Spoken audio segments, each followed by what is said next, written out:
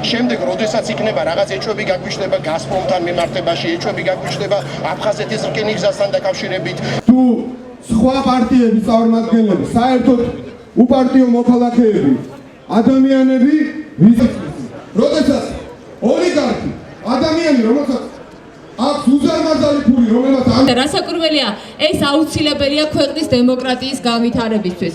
გუშინ საქართველოს და თავისუფლებას დემოკრატიას როგორც პროცესს ქვეყანაში.